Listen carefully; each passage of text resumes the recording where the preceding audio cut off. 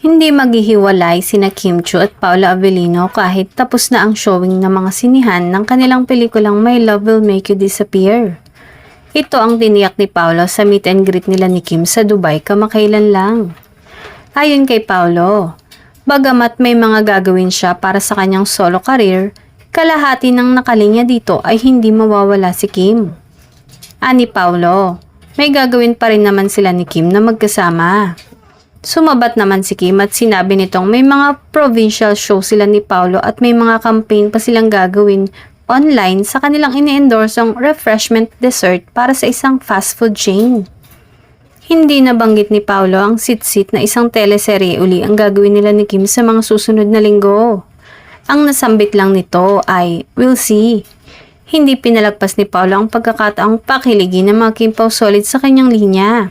Say nito, since demand kayo ng demand na magkasama kami ulit, baka magkaroon uli, so tingnan natin. Isa pa napakilig ni Pao sa mga OFWs fan. Sinabi nito ang tungkol sa di niya gustong kumalas sa magandang moment na nangyayari sa kanila ni Kim. Anya, nasa moment ka na, ayaw mong matapos. Tanong naman ni Kim, mga anong moment yan? Say naman ni Paolo, mamaya habang nakatingin ito sa kapareha. Natuwa naman ang mga solids nang malaman ang pananatiling solid ng Kim Pao. Reaksyon nila, hindi naman daw sila mabibitin sa ayuda sa dalawa at hindi makakaranas ng tagtuyot.